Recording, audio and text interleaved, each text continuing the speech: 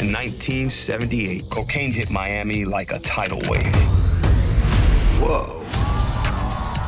With the money came the hottest pleasure palace in Miami, the Mutiny Club. For me, it wasn't at all like a narco series, you know, I couldn't describe it like that. How can you describe it? Chris, what can you tell us? Well, I think it's a show about a man put in a horrible, compromising position of risking losing his daughter if he doesn't spy on his brother. So really, it makes it a family show. And it's those and his family is also the people who work at the hotel with him or at the club. So for me, it's all about the character relationships.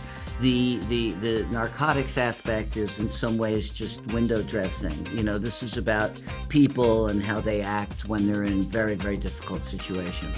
We represent the vision of the club in our stages in the Dominican Republic that you would want to go to. The real Mutiny at this point is no longer a place of people gathering and partying, and in fact is a little, must I say, disappointing when one compares it to our version on the show, which was specifically designed to be a pleasure palace and a place where you had the beautiful glitterati snorting cocaine and the mutiny girls and all the while not paying any attention to the violence that it requires to bring the products from South America to their tables. So that's really one of the points of the series. I see, is that a Casablanca poster behind you? Well, yes. This is Casablanca on cocaine. You know, it's the backdrop of the movie Casablanca is World War II. Ours is the war on drugs. There's geopolitics involved. It's the backdrop of a very dangerous Cold War between the United States and Russia, and Cubans and Cuban Americans were the proxies for that war. And so that volatility runs throughout our show. Yeah, and runs through this location that he runs.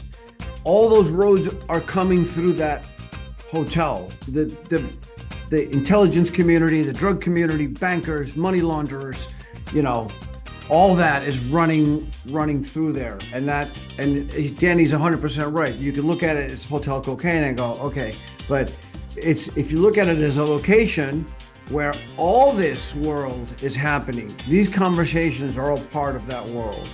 It's Rick's Cafe. But instead of being in Casablanca, you're in Coconut Grove in Miami, and instead of it being World War II, you can say it's a war on drugs, or you can say it's the Cold War. Yeah. And all roads go through our version of Rick's Cafe in the Mutiny. Right.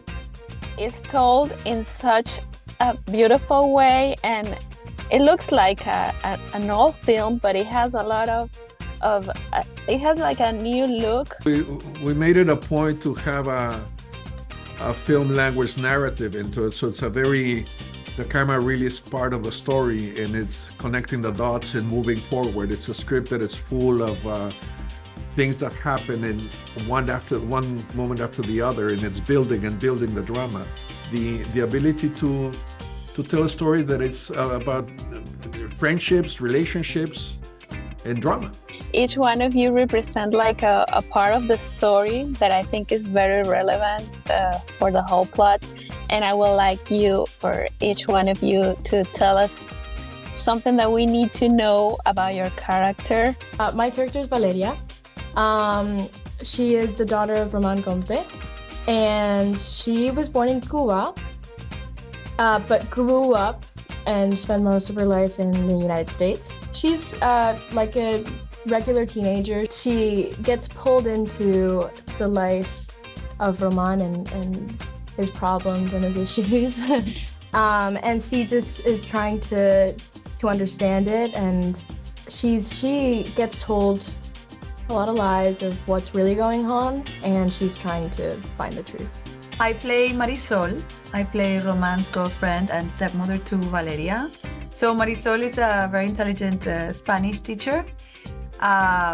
She's very kind, loving, and you will see at the beginning of the show that she has everything she wants in life. She's happy, she has this home, this family.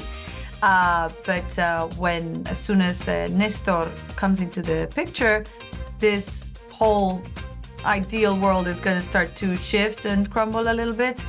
So it puts her in a very difficult place, because it's a place where there's a lot of lies, a lot of half-truths, omission of certain information. She has very much the point of view of, I think, what the audience would see, no? From like a more reasonable, down-to-earth point of view. I play Janice Nichols, who manages the Mutiny Girls in the hotel nightclub. And she starts the series working very closely with Roman Compte, the manager of the hotel.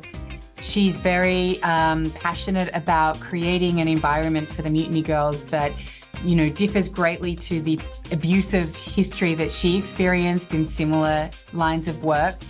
And she also works really closely with Burton Greenberg, the owner of the hotel. And so she's very much a fixer, a consigliere, a confidant to Roman and Burton and the girls. I think her arc really revolves a lot around seeing the danger that Roman is placing himself in and understanding why he's doing it, but trying desperately to prevent him from getting, you know, hurt or worse. Sex, drugs, and disco. No, that's just one little piece of it. My job was to keep everyone happy. Your brother's the biggest trafficker in Miami. I'm gonna need you to provide us with intel about his operation. I will come to learn a hard lesson. Every pleasure has a price.